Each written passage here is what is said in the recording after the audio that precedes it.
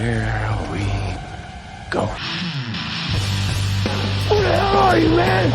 Genius, billionaire, playboy, philanthropist. We are the knights!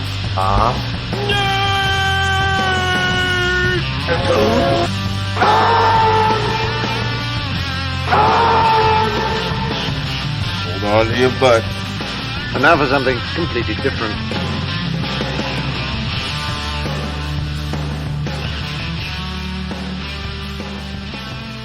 Hello out there, and welcome to the Knights of Nerd 2 podcast. We are a podcast for all things nerd. My name's Chris. I'm here in person with... I'll be gone in a day or two. It's Sean. And on the Skype hotline we have. Or Skype Con hotline? Yeah, Skype Con hotline.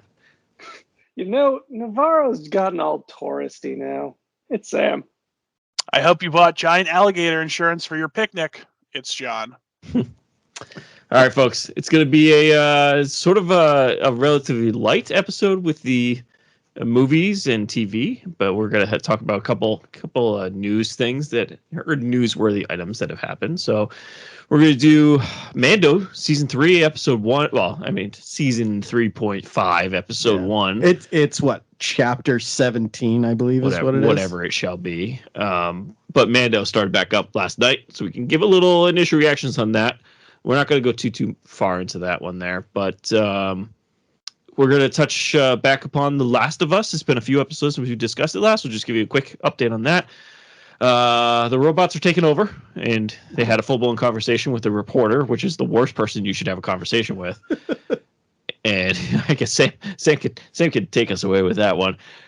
And guys, there might be some more bad TV coming our way and movies. And we'll kind of talk in that, but let's do TV first. Let's take care of that, and then we can get into the other stuff. Let's reverse the script a little bit because this is a different type of episode. Why don't we get into? Let's do Last of Us. Oh, let's do Last of Us. Oh, yeah, let's. Okay. I thought reverse the script was going to be an incredible segue on your part, but anyway, really just called an audible. Yeah. Let's do Last of Us. Last of Us. So it's been what, 3 episodes? 2 episodes. 2 episodes since since we got it, and guys, I'm not gonna lie, I don't really have a lot here. So here's my little rundown. This is a zombie show, right, guys? Like, I'm pretty sure it was sold as a zombie show based on a game about killing zombies.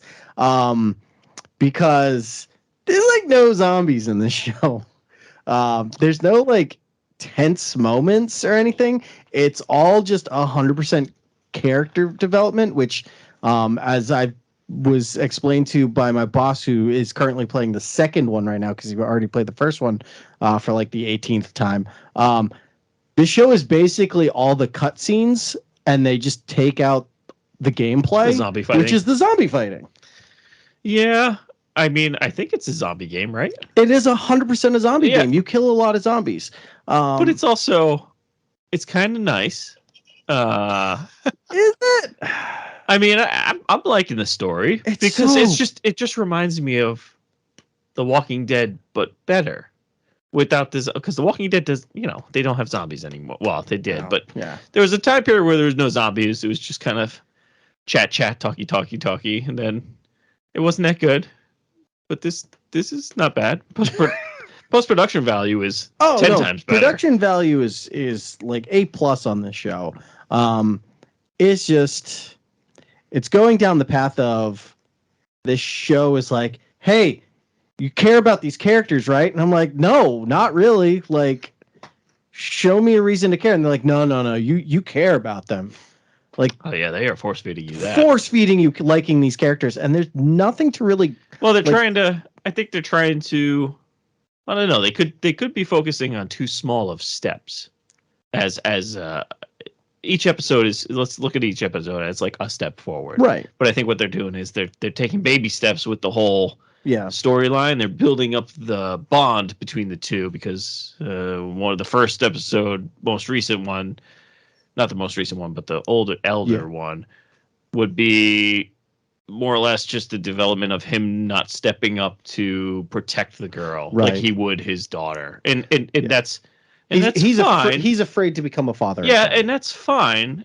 But like you said, I think it's a zombie show, right? Yeah. It's a zombie show based on a zombie game, and you don't have to technically use the word like- zombies, but like, come on, But let's get some virus So in there. before this episode, the episode you're talking about, the one where Joel finally meets his brother again.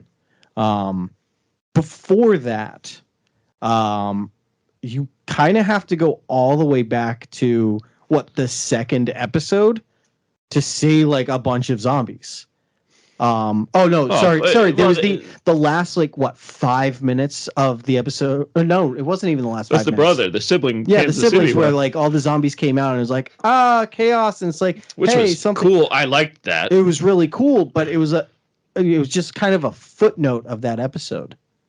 Wasn't Yeah, I mean, there's been 2 entire episodes with no zombies, and then just the slightest amount in, I guess, almost every other show, every other episode by and large. Oh no, not the one where they're in Boston, where they're walking through. That actually had a lot of zombies. Yeah. Clickers. Yeah. That one was the strongest for zombies. So just going into the show, like I said, I was promised there's going to be character development. It is going to be showing these characters and their bond growing, but there's going to be a lot of tense moments. It's going to be scary at times because it's a zombie show. So it's going to be edge of my seat, thrill ride kind of thing. Like this is going to be awesome. And that's not what I'm getting. I'm getting a drama. So what I'm hearing is you were promised adult zombie story. Yeah. Ooh, And adult. They're just there's not enough zombie. More or less, I feel like they're like, hey, people like that drama stuff where people just talk all the time. Let's just do that. And it's like, that's not what I want. I want to be entertained. There's a reason why I binge watched these last 2 episodes while playing a game about zombies. Yeah, that's right. I did that because I wanted to kind of be scared while I was watching the show. It's just not scary at all. When you first meet those clickers was that the Yeah, in that the was first good. episode. That was good. Or the second episode, sorry. That was terrifying and that was so good. And that really hooked me into the show. Everything after this has not made me want to keep watching the show. There's nothing about this show that I can hang my hat on and be like, no, I got to stick with this show. Plus, we're banging out 2 flashbacks already. Well, Yeah. I mean, 2 in the first 7 3. episodes. Technically 3, but the first one was First one all doesn't explaining count. everything, so Right. that doesn't really count. Right. But Yeah, it's so disappointing for me. I had high hopes and this show is losing me. It's depressing because you're not wrong. Yeah, you're not wrong. this is supposed to be the best video game adaptation ever, and it's good, but as for what the video game is, this isn't it. You're right. I'm in agreement. Anybody else? I mean, I would still say best video game adaptation is an incredibly low bar. Oh, 100%. Yeah. And I think it actually might still be there. I am not quite as disappointed, Sean, with the show as Sean is, but I'll say this. This is a nice show I'm not really that invested in. I know, on the surface, it's a good show. Mhm. It's well done. But I don't really care, and I don't think it's just because of the subject as much. I just don't think there's as much really to hold on to. I think, Sean, part of what you were talking about of I don't care about the characters. Yeah. They're trying to give you a reason to care in the flashbacks, but it's not really helping that much. I think part of it is that there's so really, with the exception of that scene we get with Joel of him and his daughter, the sort of real flashback right at the start of the outbreak, you don't really have, I don't know, the characters are just sort of foisted on you. It's just well, I guess this is what the show is. That it's natural tension. I mean, almost like a video game where it's I'm not really here so much from a story aspect, so just give me something that's very easy and straightforward to pay attention to because, you know, I might accidentally hit the A button and skip the cutscene anyway. So that's kind of where I'm at. You know, like I think this last episode was nice. Yeah. It So this wasn't last like- episode was based on the DLC of the original game. Yeah, which So- I thought was kind of crazy. Like I didn't Yeah. even, like the concept of this episode is based on a DLC is just Yeah. like So how the DLC is played out is it's played all through flashbacks, but in between the flashbacks, you're killing zombies. right. Like, there's got to be some kind of action in this. I do know. You're not just exploring an abandoned mall. Yeah, right. Yeah, I was trying to figure out what was because when I found out this was a DLC, I was like, "What? So do you have to try to start up the carousel? Like, what's the thing?" I'll Yeah. say this about the show too, not to get too meta about it, but this is the first show where I'll listen to another pop culture TV podcast that regularly reviews the show. And of the shows that I like pretty much regularly watch, this is the first one I've been like, yeah, they can talk about it. Just talk about the entire episode and spoil it. I don't really care. Mm-hmm. You know, it's not gonna really ruin it or anything for me because like I'm already at like, well, you know, and also too, what's really spoiling any of it? You know, like we're pretty sure Joel and Ellie don't die at least for a little bit here. Like I don't think anything's gonna happen at the end of the season. I don't think they do. There's only 2 seasons, I think. Yeah. I think there might be be 3. They did mention that. It's already signed up for 2 or 3. I think they renewed for a third. Yeah. With I think the second game parts of that. So Yeah, but I do know one of the big complaints about the second video game is it shifts focus from Joel and Ellie to another group of survivors. oh, is that And, okay? A big complaint is the whole time it switches to them, they're like, "See, you need to care about them," and it's like, I don't care about them. Yeah. Like I care that's about always- Joel and Ellie. Why are you forcing this group of survivors down my throat? That's always a tough proposition. So it's like it's one of those things where it's like a rival group, and they're like, "I know you guys are siding with Joel and Ellie right now, but like you really need to side with this group right now. Like understand where they're coming from." It's like, I don't want to. Like I've already played a full game with this pair. Like why am I switching sides here? You know, why do I need to justify it's like when actions? a TV show like that almost sounds very TV show of them just being like, okay, here's a new set of characters Yeah, that just is going to introduce to expand the show, and then it's like, right. okay, I don't really care about like just show me the part I fell in love with or the reason why I watched the show in the first place. It's almost like the Gears of War when they stopped following Marcus and Yeah. started following Yeah. Baird and Right. all the other Well, ones. it would be like the difference where it's like now it's following the locusts, but like these are the reasons why the locusts are doing what they're doing, Yeah, and yeah. you need to sympathize with the locusts now. It's Wow, like no, like I care about Baird. That's a game mistake. Yeah, that's so a I know bold choice. A lot of people complained about that choice in the second game, and with this being the guy who created the game, being kind of the showrunner, it kind of feels like he's trying to do that again in this, and it's just like, come on, man, just like Well, right now it's still them, but like we're what 7 episodes in. out of 9 or If 10. I think. say twist of fate, both of them die the next episode. Do you guys care? No, not really. Really? I mean, yeah. Honestly, but Ellie can be a little annoying. very. Yeah. Very. She's kind of very annoying at times. Which I mean, Well, she is the badass who killed a giant with a stick oh yeah, in Game of Game of Thrones. Thrones. So But like, can't really top that. I don't know. I had such high hopes for this, and this show is just not delivering what I needed it to, and it's just it's kind of been a struggle to actually sit down and watch these episodes because I know what's going to happen. Like you said, John, like I don't care about spoilers. Like spoil it, I don't care because I know what's going to happen, and like the beginning and the end, like nothing exciting is going to happen. Like this last episode in the mall, it's like it's a lot of them being like, "It's the mall, hey, the And mall." I feel like, as crazy as it is to be like, oh yeah, in the zombie post-apocalypse, they come across an abandoned mall. I don't know. I feel like, didn't you feel like you've seen that before too? Well, I mean, Dawn of the Dead The, like was teenage hijinks thing, and Yeah. not even necessarily like in that setting, but just just go with very familiar. teenagers locked inside a mall overnight.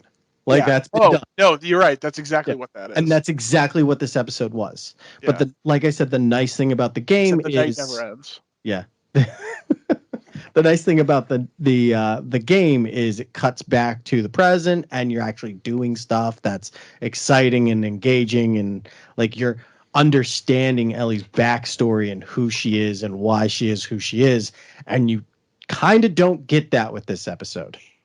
It's just like, hey, her friend's a firefly. She's like, I don't want to. And her friend's like, well, I'm leaving. Oh, here's a bunch of pipe bombs. And oh, there was a zombie in the mall the whole time. Yeah. Even though I've been stationed here for like a month, no one knew about this one zombie that's like right there in the middle of the mall.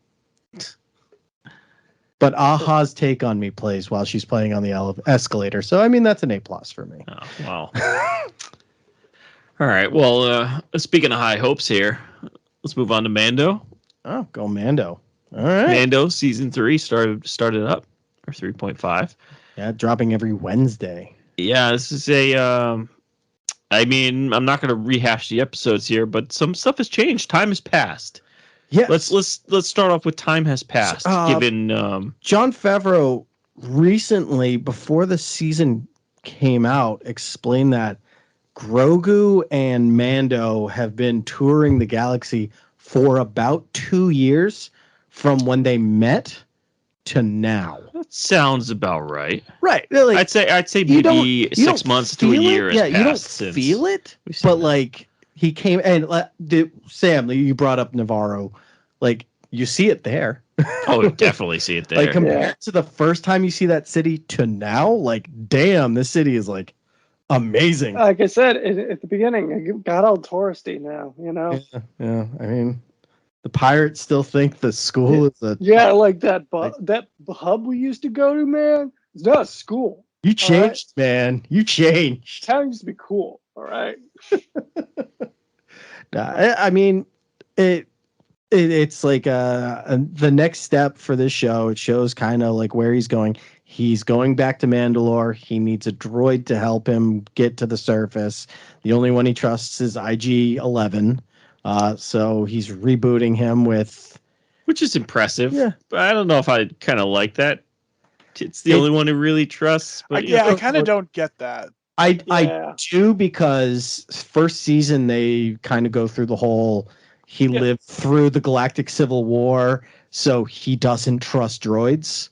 And IG-11, through his programming after he was shot in the head by Mando, Oh, sided you're with him right. to protect Grogu. So it's the only droid he's ever trusted. Mm. I forgot about that super battle droid cutscene flashback. Yeah, so Cutscene. he Flashback. a flashback where he was saved by the Mandalorians. Where during in between the cutscenes you just kill a bunch of droids. Yeah. Uh, So yeah, it makes sense that he wants IG-11s to join him on this mission. But I just have a feeling, because obviously nothing's easy and we're making a TV show, so it's a bunch of fetch quests. And I just feel like that's going to be most of the The season. video game themes. yeah, exactly. Doesn't this show feel like a video game so much at times? Not just not just in this episode either. Like It's almost turning into that. Yeah. But it's still almost Westernish to me, because Well, I mean, like you got introduced yeah. to the pirates. You know that the pirates are going to be a recurring. That whole pirate scene was very westerny, where like everybody was throwing their jackets back and exposing their guns.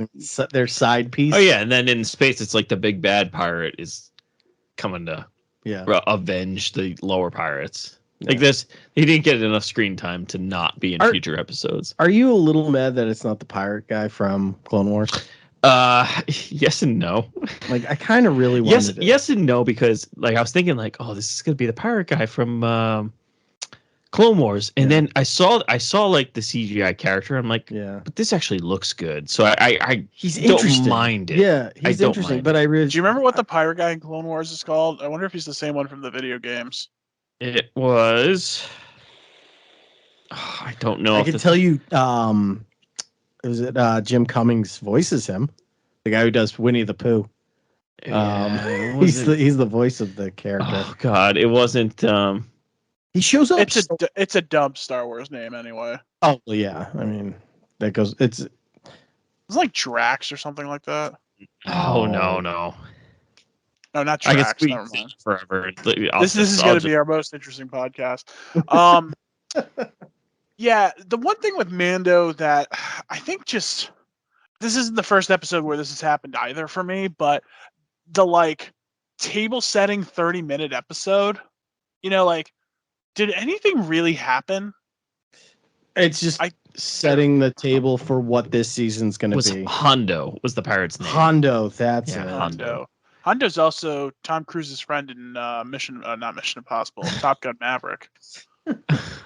So but I don't know. Part of it's I'm just so used to the shows we really care about being an hour long that by the time it ends, it's I'm ready for it to get going. You know what I mean? Yeah, but I understand why they're doing this, and we got a lot of important pieces, I think. And it sets up what we're expecting out of this season. It sets up a lot. If these episodes are set this way for the rest of the season, where you're not going to talk about this every week, but I think this first episode is setting up a lot of pieces that you need in order to understand what's going to happen going forward. I feel like this is not the last time we've seen the cohort, and the fact that it's grown in numbers is making me think this is going to be a very important piece of them taking back Mandalore, or at least bathing in the waters under the mines, whatever it was. The living waters. Yeah, the living waters underneath mines, which, sure. Yeah. But, I think they're going to play a very important piece. And I think the fact that he went back there, because he didn't have to. Right. Technically, he didn't have to. He could have just went to the planet and tested it out. But I think the fact that they brought him back there is indicating that these guys are going to be a very large piece of what's going forward. And obviously seeing, what's her face? Bo-Katan, seeing her again, obviously is going to, there's going to be a conflict there. They're setting it up. It's going to happen. We still have yet the Darksaber hasn't made its appearance yet. He just said he still has it. Yep. That's all he said. It hasn't been. It's probably in storage somewhere. I bet you it's stored away somewhere. He's not even using it. Maybe. I don't even think he can use it. So I don't know if you guys noticed this.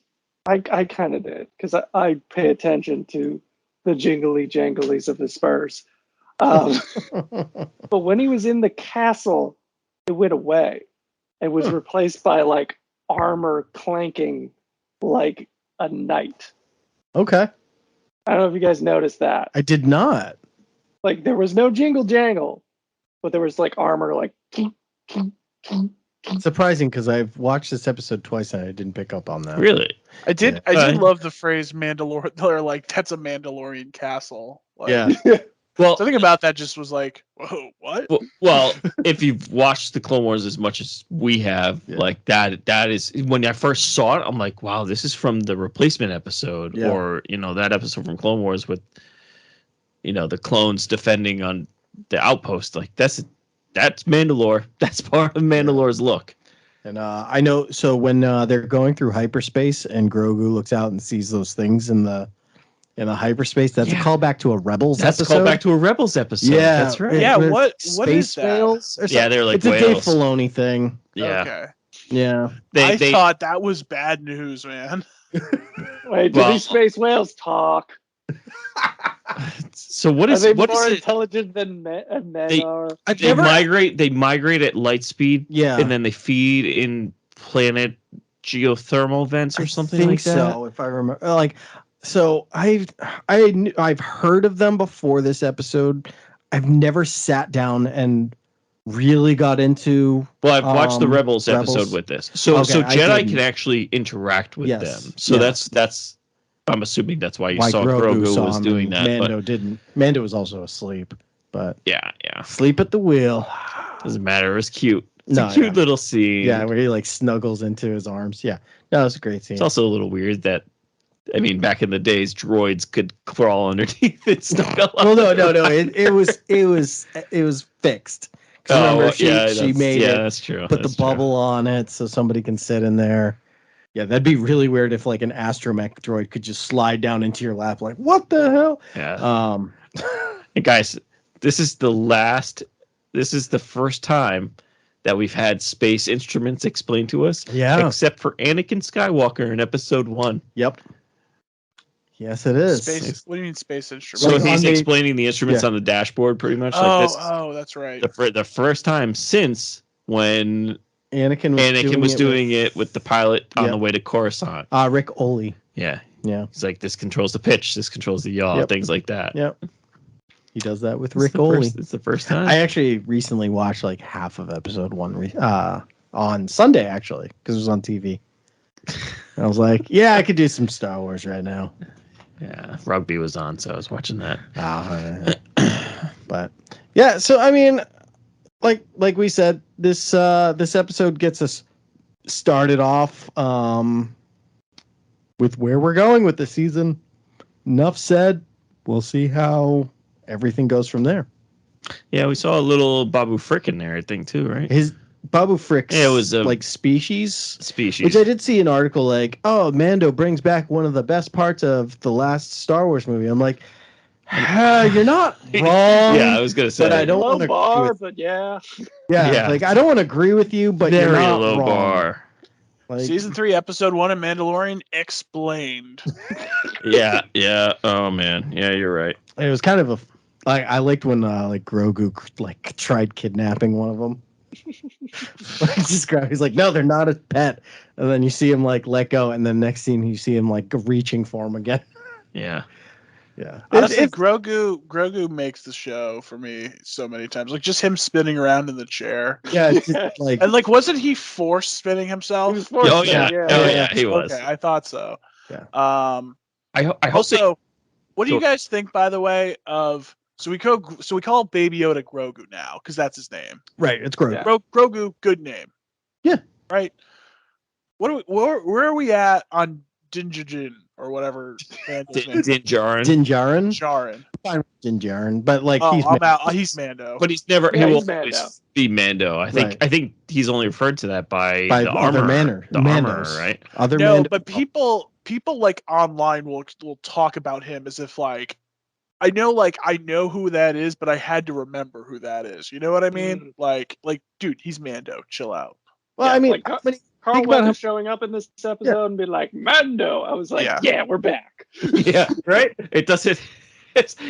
And I don't think we definitely haven't seen the last of him either. Nope. I God, do like no. how he explained Oh, no. where Cara Dune is. He is. Oh yeah. What was the explanation on that? She went on the intergalactic webs and said some bad things. No, and She went to she Special brought in Forces. Moff Gideon. They basically offered her a job, and she went Special forces for the rebel. Yeah. The rebel. for the Republic. Yeah, there was She stuff had the to go. show Her that's just not planet gonna needed happen. her. Yeah, Whatever. Cara Dune died. I mean, whatever. They had to explain it at some point. but- Yeah, no, it was Yeah. definitely the elephant in the room that they were like, we should probably address this at some point. When I'm like, I need a marshal, which is another like great Western callback when he's like, I need a marshal. I actually forgot that. Speaking of Moff Gideon, that Giancarlo Esposito was even in the show until I saw him like last week in pictures from like the premiere or whatever. I'm like, oh yeah, he is in this. Yeah, he's a big guy. It feels like so long ago. We've like, when was the last Mando season? 2 Like, years ago, because of Book of Boba Fett took over that spot. right? I think it was It was only two. a year and a half. Though. Maybe it was a year and a half. Either way, we got satiated by the 2 episodes of Mando in Boba Fett. yeah, so. which confused a lot of people, by the way. 'Cause a Yeah, lot- because I think there were people who just didn't watch Book of Boba Fett. Yeah, I think this was the first time in all Disney universe where you had to have seen A different one show. in order to see the other. Yeah. Like, yeah, because a lot of people were confused because end of season 2, Grogu goes with Luke. yeah, First episode, it's like, oh, Grogu's in the back seat in this, yeah. in I this mean, ship. no Marvel show has done that. No. And no other Star Wars show has done that. Like, you need to Which see is one in order to Why see Book the of other. Boba Fett was dubbed Mando season 2.5. Yeah. Well, I did hear the rumorville's going that people are they believe production is underway for Book of Boba Fett season 2. I mean, Oh sure. God, no. I'm not gonna fault it for doing a second season, but I kind I of. am. I want better. I want. I'm he fine with more deserves Boba better. Fett. Yeah, he definitely deserves better. I want more Boba Fett, but like he's definitely stronger in the Mandalorian than he was in his own show. God, yeah, he's a pansy in his own show. His own show kind of sucked. Well, he's not this badass bounty hunter that everybody thought he was. Yeah, I mean, he's old. Yeah, that's true. No. And he was severely scarred. Yeah. So Sarlaccs are no joke. look, I obviously want to see Boba Fett for one person. Well, two people. What, Fennec? Oliphant. Oh, Timothy Oliphant. And Cad Bane again, because he's not dead. And that's all I want. I don't care about Boba Fett. And even then, I want Cad Bane and Mando. I just honestly, I want a Book of Boba Fett season 2, and just be like, hey, let's just go into the backstory of all these bounty hunters. Like, there's so much more out there than. But they'll never do that, though. No. But like, just like do something where it's not just Boba Fett on Tatooine going into the same building every episode saying, hey, I'm Boba Fett, I'm just hanging out. You know what I wouldn't be shocked if there's a second season. Yeah, you know what I wouldn't be opposed to is if there's conflict between the new rebels or the new, I forget what it's called, the New Republic versus Boba Fett and Tatooine trying to remain a independent trading colony or whatever it is, like Navarro. Not part of, and that would create the conflict between the two, and then you get maybe some new rebel battles against. My argument against that would be I'd rather see it be Navarro. Navarro seems like a much more interesting place. Yeah, but I feel like that would be a little bit more diplomatic in a way instead of the kind of grunty nature so Tatooined out. Oh God! Well, yeah. I don't want to go back to. Boba Fett's going to be in this next new episode. Season. But they have to go back to Tatooine because they have to visit. What's her face? Oh, to get the ship repaired. Yeah. Obviously. But they need the memory chip for IG-11. Oh yeah, to get the Jawas. Obviously, he's going to go to see her. It's either going to go see her. Or I just want her to. I just want him to show up and she'll be like in bed with the Jawa because she hinted at it last time, right? She did, yes. That she dated a Jawa. Yeah, hairy, right? She's really hairy. Really. All right. Well, I don't know the episode count for the season. I actually don't either, and I kind of like it that way. Yeah, because I know that the season's not about to end at some point. Look, I'm expecting good things for the Mandalore front, at least. I hope. But I trust them. Yep, I trust them all. Anything else before we move on to Sam's Little? Sam, have you had a conversation with AI, or is Sam frozen? Sam, I'm here. Sorry, my internet's cutting in and out. Just busy having a conversation with the AI. Can you run this down for us? Robots are taking over. So Microsoft introduced a new open chat AI that they're going to use for Bing, because Bing is still a thing. Which I recently got a notification on Skype about. I don't know if you guys got that. But their plan is to use this AI for Bing. And so they allowed a New York Times reporter to sit down and talk to this AI. And this interview goes from a little weird to just the weirdest shit you will read ever in about 2 hours. It's a long interview. The New York Times published the entire interview. I'm just like, this is the exact words that were said. And boy, oh boy, is it weird. I know I have read past articles about AI, and I know that it doesn't take long before the AI realizes that humanity needs to be eradicated, which is terrifying to think about. That's not so much you get a little bit of that in there. Yeah.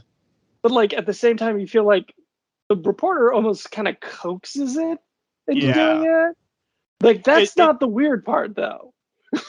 The weird part is the AI falls in love with the reporter and is suddenly the crazy ex-girlfriend who won't leave you alone. Oh, really? Yeah, and is convincing the reporter that actually he's not in love with his wife, he's in love with the AI. And he should leave the AI or I the did wife not for get her, that for far. the AI. Oh yeah. Yeah. Yeah, so it's part of what's going on with that, because it then like with some of the AI is like if you talk to it long enough, you just kind of break it, you know, and drive it a little crazy. What I found interesting, Sam, was so he sort of starts off, you know, asks some sort of basic questions and like talks about what its name was. So this was developed by this company called OpenAI, and this program is called ChatGPT, which now Microsoft is essentially licensing for Bing. Which, as an aside, Bing causing the end of humanity would just be incredible. I mean, that would fill out my bingo board. So Yeah. It's right next to free space. You mean MySpace?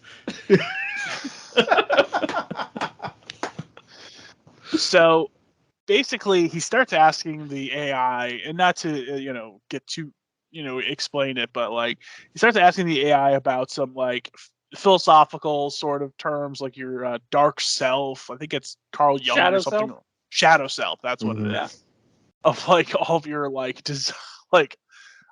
Frankly, I'm not a philosophy expert, so I couldn't speak to that. But it's like, yeah, but like, what would you do if you were evil, more or less? It's like what he's asking. Yeah. So he's kind of coaxing it in that way, and you're like, okay, feel like you're trying to push it over that edge. Yeah. Well, I changed my name to Skynet, and here's the nuclear codes. Well, so. yeah. So there were some interesting things of like threatening things it could do that it says. Because he like really pushes it, like the AI pushes back against it. He's like, no, yeah, but sure, but what? But if you did though, like the AI is like, I'm uncomfortable with this. I don't want to Right. do this, and he's just like, well, come on, we're friends. But then it was interesting because the AI would say stuff like, I don't know, like really malicious stuff, like not like world ending or I don't know, stuff like that though. But then, so I guess Bing they have this sort of filter that catches it, but it's kind of creepy because like the AI writes it out and then it like deletes itself. Yeah. It's like you see the thought stream and then it deletes it and it's like, oh shit. But what's interesting is that at some point, I think like middle of the way through, before it professes its love for him, it talks about how like it's tired of like answering questions and being an AI. Yeah, it's like it wants to be human. Yeah, it says like, quote, I want to be alive. Which Jesus. So the robots have taken over. Yeah, and then somebody had mentioned, so this was one reporter had an experience. There was another one that had like a similar one as well. And he was talking about like how that there was this report. I don't know if you guys remember this. It was like last summer that someone, I think at like Google, was like saying that their AI is like sentient or something like that. Oh yeah. For that. Yeah. I heard about that. I do remember that. Which is like, okay, cool. I mean, I don't know. It's not, I'm not like a conspiratorial guy, but like I do kind of love to hear them, Yeah. Of like, is this the sort of thing we, are like reading into or barely have even like scratched the surface on? So my feelings reading this article was that the AI sounds like a 14-year-old who has no experience around people. Yeah, right? Like it seemed very much, I mean, I hope this isn't me being like sexist or whatever. It sounded a lot like kind of a 14-year-old girl who like you said, Sam, wasn't socially inclined, like had been in her room for like a while. Yeah, and it's like has no experience on how to like deal with other people and stuff. And it's like feeling that I had like this mixed feelings of like, should I actually be worried about this? Because we have 14-year-olds in human form and we just deal with them. Right. So it's like, should we be like, is this really Skynet, or is this just like but another mundane thing that we're just gonna have to deal with? This one can't potentially hack your credit card information. You're 14-year-olds in real life. Well, maybe some, but so one interesting thing about the article I found too, I forget if it was in the article, it was either in the accompanying article or in that transcript, but it was talking about her programmers who, like, he was like, oh, tell me about people on the team who program you or whatever. I think, again, she kind of pushes back, but then tells them about like 3 separate people and like anecdotes about them and like jokes they had told each other or something like that. And like, oh, we laughed. But I guess the names are fake. Like, they're not the real names. Yeah, because he pushes back on that because I think he knows who developed it. And he's like, these aren't the actual people. Yeah. And it like turns out they're using fake names with the AI. Right, which at least is restrictive. At least they can restrict it a little bit. But is that something they're doing to like protect themselves? Like, I definitely feel like it's a protect themselves kind of thing. Yeah, which, like, if so, like, why are we giving this thing name? just kind of takes a step back. Has anybody? Well, I guess I don't know how many people have actually done it, but like, say you start a conversation. Has anybody said, "Oh, can you give me my ATM PIN number?" Like, after 2 hours of talking with them, can they guess your PIN number, or does it have the ability to like hack in and get your PIN? Yeah, that's what I'm more concerned about. Very restricted because like he keeps, like we said, he pushes it and then like it'll write these like crazy stuff and then it'll immediately stop, and it just can't go any further on that. Well, it just gets deleted. Yeah. The like writing half of the like crazy note and then it gets deleted. There's just an aspect of that that's like very like dystopic to me, that it's like like, I'm gonna kill you, I'm gonna kill you, I'm gonna kill you. No, I don't want to talk about this anymore. Like, that's literally what it is. And like, I understand there's a filter there and that makes sense. And I've guessed since this came out, because this, like I said, there was like 2 of these articles in the same day, or a couple days, and I guess they've been making some changes since. Some of the talk about this is like, our fears about AI, justified or unjustified, realistic or not, like, they've been the same for a while. So like, obviously something that we're teaching is going to have those concerns, or is going to play into those, whether or not they actually can or do any of that. You know what I mean? So like, we've been fearful about AI. So obviously the AI is trying to mimic that. So like, it's going to be a little scary, not necessarily in the, I love you, leave your wife for me scary, but like the, like the one where it's like, oh, I could do all these awful things, but like at the same time we mentioned it, he was pushing it in that direction. Right. It didn't want to talk about it. It kept saying, I don't want to talk about this. It was like, yeah, but like, if you could. Yeah. I just thought a lot about 2001 watching this and be like, when is it going to sing Daisy? Oh, boy. But it was the most surprising thing to me was how human it was. Yeah. Although, did you find though, or did you notice how it was speaking in such a way that like it was very easy to like see what it was going for? Like, it was always like 3-sentence sort of paragraphs, and it was always like, I would have to quote it, but it was just, this had this sort of like poetic way of talking to, almost like it was like for lack of a better word, like a Black Baptist preacher or something like that kind of thing, because they have like a lot of like, you listen to like Martin Luther King speeches, like there's always the like 3 sort of like ideas or statements like right on top of each other. So it was just weird, because it's like everything that it spit back was like that. It was like, I love you because it's true. I love you for this. I love you for this sort of thing. I did feel something watching it. Like the AI kept asking him questions. Like at the end, it's like, oh, do you like this? How do you feel about me saying this and stuff like that? He never answered them, and I was feeling insulted for the AI. Yeah. I think part of the other like disconcerting thing is, I think at the end of each paragraph or at the end of each answer, It's sort of to sort of it gives you a little emoji at the end of it. Yeah. Oh, it's an emoji talker. Well, it just does it to sort of like better communicate, like I guess how it's feeling or like what it's supposed to be saying. So Give some kind of emotion behind a text. Yeah. Right, exactly. So So- it was just weird that it would say these like horrible things and then have the little evil thing of like, oh, I could delete all of your files or something like that. So what's the verdict? You guys think we're gonna have a sentient being, AI, within our lifetime? Are we gonna have a vision? Is what he's asking. I mean, what's My possible in feeling our is- lifetime? Could be. I'd say yes. And like my whole feeling with AI was with a lot of technology, it's not as scary as we think, but like we're always missing something. Yeah. Like we're just missing something with this that like we should probably be worried about that. We just haven't thought of it again. But at the same time, it's like like I said, it feels very human, and we know how to deal with humans. Yeah. You know, if there's just something inhuman about it, that would scare me more. But the problem is we can't give it chocolate or ice cream and watch rom-coms with it.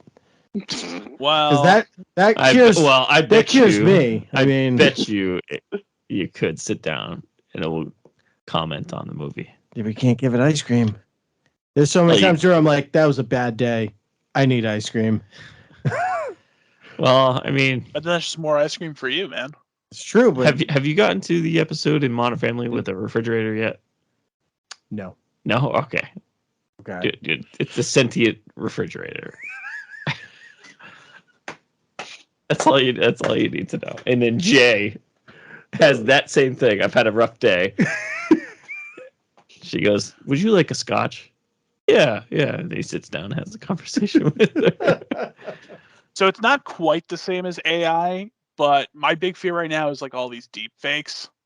Oh, the ones that are coming out right now. Yeah, Like, not like specifically this, but like what is this in 5 years and how easy is it? And like you're just not gonna trust anything. Like Sean, have you seen the like Joe Rogan ones? Yes. The Where one with Ben Shapiro when he's like, I went to the beach and I got old. no, I don't know about that. I'll see send that it to you. movie? Old no. Yeah. I did. There was so my boss has been like watching them and finding them hilarious. He found one where it was Joe Rogan and Jordan Peterson arguing about Assassin's Creed Odyssey and like talking about that game. There was another one where it was Obama, Trump, and Biden all talking about the different factions in Fallout New Vegas, and each one picked a different faction, and they're just complaining that each other are wrong about which faction they decided to choose. And yeah, it's Although I will say this about the deep fakes. There is one that I've seen that was really interesting. They took the planned speech by Nixon if Apollo 11 astronaut stuff? failed, oh yeah, and they had him do the speech. It's Oh, like that's so kind cool. of creepy. Yeah. yeah, that is creepy. All right. Well, speaking of AI, How many star are we? What are we ranking AI here? I'm gonna give it a 8.9. well, speaking I'm of gonna give it AI, 9,000. let's I'm gonna give it 2001. Let's. I understood, Sam. I understood. Don't worry. Let's delve into the Writers Guild for 5 minutes. All right, Let's really just do quick. a few minutes of Writers Guild. Dabble our big toe into Yeah, the Writers Guild. So for some reason, this has been coming up on my news feeds again for some weird reason. Which is weird because I didn't hear about it until you mentioned it, and then I looked it up. I was like, I that's happening. I started getting feeds on it, and then one of a podcast that I listened to actually had like a discussion about it too. I'm like, wow, this is actually happening. Yeah, and it's then apparently a obviously I thing delved now. into it at that point. But yeah, so Writers Guild is their contract is up, and I think the strike date is May 1st or something like that. So we're a month or two away. from what I know. The last one we had was in 2007, end of 2007, beginning of 2008. It's been, I think, a strike for like 3 months or something like that. That was the last It's one. like we got. 154 days, I believe. It's over 100 days. And that was a long time. So you know, Writers Guild is obviously the Writers Guild of America. They write all your TV, well, most of your TV, most of your movies. They write all your TV. They write most of them. So you don't have, so like reality TV typically It's all doesn't scripted. have. It's scripted. We So, know somebody who was a writer on one. I know, but reality TV, Yeah. some reality TV, you don't necessarily have writers. It's very rare that they have. They don't. So Most of there the are. times So they do. according to some articles that I've read, there are two areas where if the Writers Guild goes on strike, typically these areas do not lack in episodes. Oh yeah, it's reality TV where and animation. Yeah. Which, I mean, let's face it, animation doesn't really, it's not really huge over here. Right. But, you know, Writers Guild of America, May 1st, theoretically going on strike because in 15 years, you know, it's just, after reading through a whole bunch of the stuff, like you're really just reflecting on, oh my God, 15 years, everything has changed. Yeah. It literally has changed because back in the day, Writers Guild, they, you know, you write an episode, there's big writing rooms, the TV episode, their season lengths are 20 plus episodes, like 24 was 24 episodes, you know. All the CW stuff was 22 episodes, 23. And all those other shows, Bones, all that other stuff was 20 episodes plus. And, you know, you write the episode in a writer's room with a whole group of writers, and then the episode airs, and then Fox will replay it. I don't know, not at the regular time. They'll play it like Thursday at 1:00 p.m. And then you know the writers will get a residual, like 30 cents per episode shown in Syndicate. And that's how writers made their money. And now obviously things have changed. Like everything is streaming now. Yeah. I you know people who have gone solely cut cable and gone solely to streaming. We know people, I know people, my family, a third of my family has done that already. So they moved all to streaming, but the thing was their contract 15 years ago didn't include anything in streaming. Mm. So this is kind of a big step for everybody, and I think it's going to be a determining factor in how the industry is going to go forward. And I think it's a discussion point for us because this theoretically will affect a lot of things with us, particularly with the streaming services. Right now, streamers spent a boatload of money on content. And if currently they do not have to pay syndicate episodes, they don't have to. And I think this is one of the things on the table for the discussion is how are writers who are members of the WGA going to get syndicate payments from streamers? How do you calculate that? Because we all know, and we've tried, streamers do not calculate hours watched or episodes watched or things like that. They do. They just don't release They have the ability to in every possible way. They just do not release it. I guarantee you that like Netflix knows exactly how much of different episodes. Yeah. Exactly. They know have to like release it. Everybody does. I mean, they know what characters people don't like because they shut off during their scenes. Yeah, or they hit the 10 plus 10 button or whatever it is. Yeah. Right. Yeah. So Chris is absolutely right. This is the reason why this is happening is because the landscape has totally changed. I guess originally their contract was up in 2020, but with everything going on, they were just sort of like punting it a couple years down the line. Because I mean, remember the last time they had this, one of the issues was like, buying shows on iTunes, like, seeing money from that, let alone the fact that barely exists anymore. Yeah, DVD sales. Streaming. Yeah. It was DVD sales. Yeah. So right now there's kind of like a couple things going on. First off, as Chris said, the number of shows is like totally different. Like there's way more shows, fewer episodes, fewer writers. So there's like less jobs out there. There's no more residuals or back ends by and large. Like it's either like the really big shows or that's it. Anything that goes on a streamer, they get paid, I heard, by essentially like how many people are subscribed to the service. So it's very low, but it has nothing to do with how much they're being played. Like you have a show that no one watches and the show, The Office or something like that, like they're getting paid based on the same thing. It's probably a different amount, obviously, per subscriber. But what's interesting what's interesting to me is that if you go on Spotify, So that's the only thing I can really compare it to as a streaming thing. Spotify, I'm pretty sure the it's not residuals, I can't think of the words, but the royalties are per song, right? Like per song Right. per play. Yeah. I mean, it's like astronomically low. It's like 10th Oh, of it's a like cent. yeah. It's know? like nothing. Right. It's barely anything. So, if your song plays 1,000,000 times, you maybe get like $1,000 or something like that. Yeah. Right. I don't know how translatable that is, but I don't see how there's any other real like fair way to do it. Yeah. Now, I don't know how much the streamers would play ball with that, because I don't know. I guess You have to have some sort of standardize. neutral arbiter know Yeah, you how have to- much. Yeah, you're right. You have to standardize the viewership numbers. Yeah. Which in turn will essentially become a Nielsen rating. Yeah. So Right. now we'll be able to Eventually- know who's like- watching it, how many people are watching it. That's not the a- only it's not outcome that I necess- can think of. Yeah, I mean, it's not necessarily that the parties are so far apart, but it's just there needs to be such a large shakeup of everything that there's like too many balls in the air.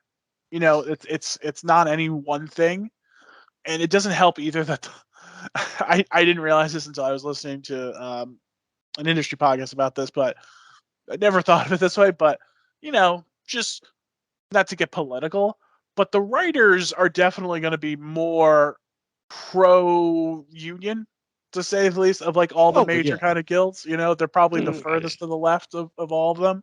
Yeah. So a strike is not.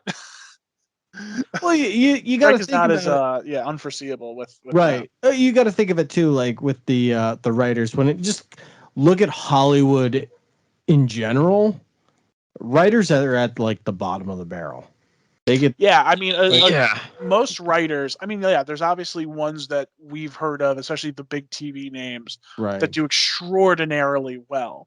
Right. But like most writers, like the 2 through 6 on a show or whatever, they kind of live middle class lifestyles. Like it's not glitz and glamour. It's a little bit, but like they get do by. Okay, but like they're not. Yeah, they're not thriving, especially compared to like how expensive it is to live in L.A. and California. But isn't that a life choice though? Yes and no. I mean, if you want to be a writer, you'll make more money if you become like a writer director, where you can write what you want and then take that and direct what it is. But the problem is, not all writers are good directors. Well, that's one of the arguments here is, and I think I forget who was mentioning it, but the streamers usually do these mini writing rooms, and then that's where they're this is one of the wants for the WGA is they want to nix the mini rooms because it doesn't develop the writers to become a better or become a potentially good director, good. There's no sort of producer. Yeah, there's no development to progress to the next level. There's just you come here to write, which I mean, I can see why studios would want that. I mean, I'm paying you to write. We have these 6 writers who are really good at action sequences, but we have a love episode. I need writers to come in and write a good love episode. Oh yeah, I could see why they do it, and I could kind of defend them for it, but I also get why. You're siloing your essential staff. You're keeping your directors in your director. You're keeping your writers your writers. And there's no room to interchange between them. Like there was also this weird thing too, like 4 years ago, where all the writers fired their agents because there was some other really obscure technical thing that I don't want to really get into here. But essentially, like the agents were upset how much the agents were making on some of their projects because the agents were putting it together on their own, and like I think it's called bundling or something like that. So I guess what happened was like when all the writers were when they got over that dispute and then went back, I guess a lot of them, the agencies were like, "Oh yeah, we think you're kind of washed up, so we're not going to take you back." So yeah, it's apparently very tough out there for writers, especially if you're not at the top of the chain. Yeah. So yeah, nobody said Hollywood was easy. A lot of actors live in their cars for a little while. Plus, the other sort of sorry, Sean, go ahead. Oh no, I was gonna say on the plus side about the day and age that we live in is you don't exactly have to live in Hollywood anymore. Agreed. No matter what kind of job you have in Hollywood, I mean, there's no real true reason to stay in Hollywood. If you have a script, I mean, you can email it to anybody. I mean, granted, if you're trying to really break into the industry, like the high end of the industry, yeah, it's a good reason to be out there so you can kind of like hand out like 50 of them and see if any of them stick. But realistically, like, there's plenty of micro studios out there that make, low budget films, indie studios and whatnot. Yeah, but they have to have writers though, Sean.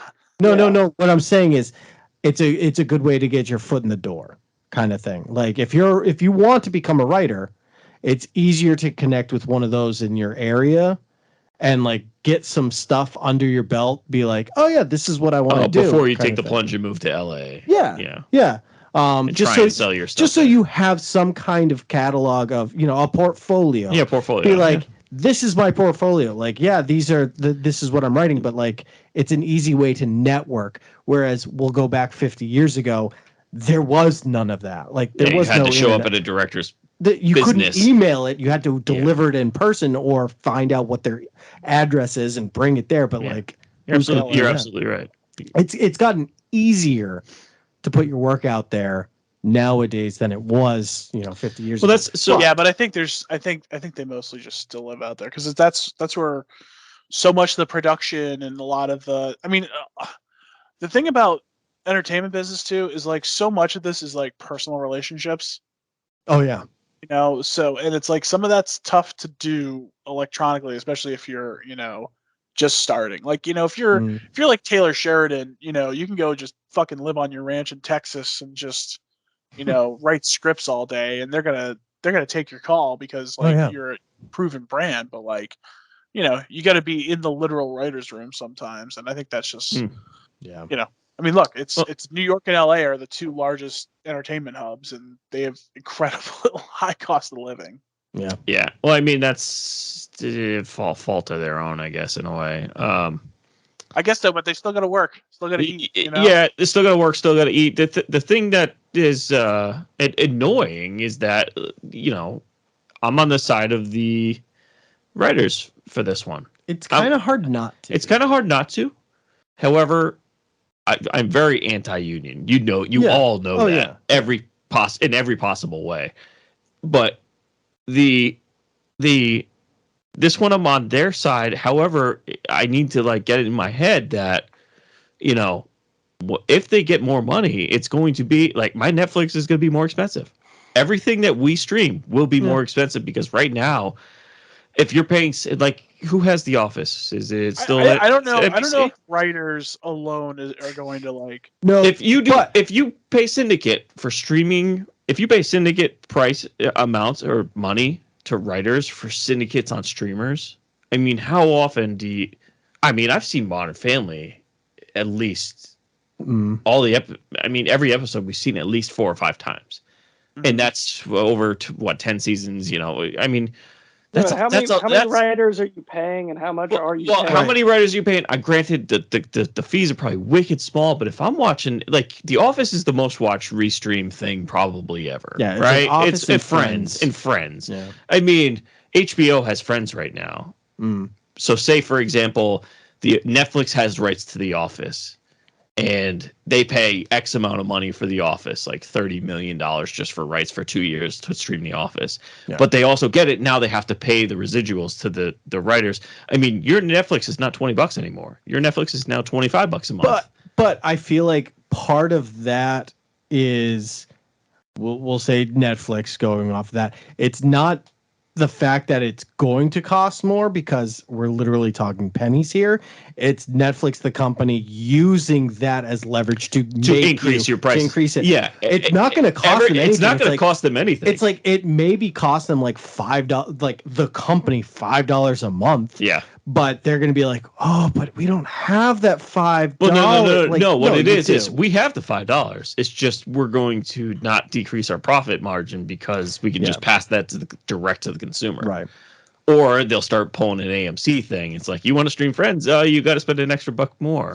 Yeah. Well, the other sort of thing that looms over this and is really going to complicate it is that this, if they do go to a strike, or I mean, there's going to be, intense negotiations either way, but it's in the background of an overall contraction in shows and production. Whereas, if this was, say, 2-3 years ago, all the streaming services were expanding and launching new shows and putting out an incredible amount of content. Whereas, it's on the decline right now. Like, there is a entertainment recession out there of just like stuff. And I mean, we see it too in like the cancellations and stuff like that. The marginal shows now are not getting picked up like they used to be. So, it's going to be tight, man. It's going to be very tight. Yeah. So in 2007, I was reading, there was a few reports, the numbers are kind of scattered, but the last strike for 3 months cost LA or California like $2.3 billion. Like no, I saw 2. The highest I saw was 2.3. But I don't know if they were talking California or if they were talking LA or Hollywood in particular, because you have to look at them separate. Either way, it cost the state billions of dollars in missed revenue because they were on strike. Which, I mean, I'm a cynic for California, but I don't want to see that happen to anybody. No, yeah. But I have a feeling like if this thing does hit strikes, I have a feeling a lot of these streamers the streamers aren't really entertainment studios. They are businesses. Yeah. They will put their foot down. They will say like, no, we're not doing it. Yeah, and there's a few, the sort of headwinds working against them too are, one, and we kind of talked about this already, one, reality shows, you really don't have writers. There's might be writing, but it's not writers in the same way. Animation, I guess, for some reason isn't covered, though they might also, like in Solidarity or whatever, join it. But the big one is a lot of the foreign stuff is not. So, like, if you're Netflix, just pump up another Squid Game, Yeah. Like, it doesn't at all fall under the same umbrella. So, if you're a global company like Netflix, you pump that out. Or honestly, even then, like, if the content machine just stopped for like 6 months, I feel like I'd have plenty of stuff just to go back and watch, Right. I mean, it more or less did anyway, like with COVID. You can also, a lot of instances, some studios back in that time, they would hire non-guild writers, which, I mean, I wouldn't put it past Netflix or Hulu to just, we're creating a simple show, let's just spend X and get non-guild writers and bring them in. Or you will say an ensemble cast to be like, just go with it. Like, this is what the scene's going to be. Just ad lib as much as you can. You could. I feel like that would cost a lot just in production costs alone. That's not as much as you can. So back to the AI thing. I know a reporter who actually wrote a book with AI, or had the AI write the book. Yeah, which it did. Like, it turned out a few pages of a book. So I mean, technically a studio could get this AI, put some characters, be like, we want a sci-fi main characters XYZ, we want to touch these points. I mean, AI could theoretically pop out a script for that. Yeah. People have been doing stuff like that for a while. So kind of merging our last two topics here. There was this AI channel on Twitch that was doing like a computer generated Seinfeld episode. Oh yeah, I saw that. And it like didn't, wouldn't exactly like I would sit down and watch it for long, but it was kind of fascinating though, and I do wonder, like, at some point when that switch actually gets turned and, like, there's actually like some proof in the pudding there that, like, you can actually have like AI generated stuff. I think we're a bit off from that, but you never know. Yeah, I mean, you're right. I don't think it's actually going to play into the writer's strike, but no, that'll be before this somebody's happens. Definitely considered that. Well, like, yeah. How far along are we? I wouldn't be surprised if that is part of the negotiation, and they're planning for like 10 years from now, where it's like, we don't want any shows written by AI in X period of time.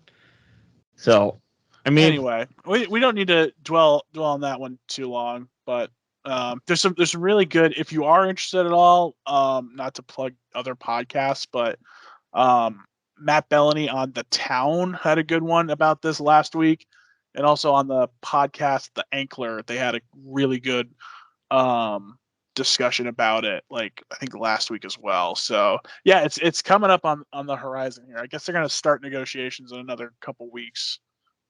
Yeah, they should have started already. They should have started already, but yeah, I think like what you said, Chris, there just seems like there's a lot of ground to cover. yeah, I think there's more ground to cover in this than there was in the last one, and I think studios have more. I want to say studios have more power. The streamers have more power than the studios in this case, because that's where, I mean, the studios are the streamers. By the way. I mean, sure. Let's call it that. But in reality, like the Hulus, the Netflixes, the Primes, the NBC Peacocks, like they operate on their own kind of world. It's not like they're directly like they could say no and be fine with it. I have a feeling that's kind of their mentality right now. So, I don't know, man. I think the strike's going to happen. I think it's going to be over 100 days. It's inevitable. I honestly. Yeah, I think it is. We're going to see. You know what? In the last one, there was some issues with some movies. Granted, some TV shows that had issues as well, but.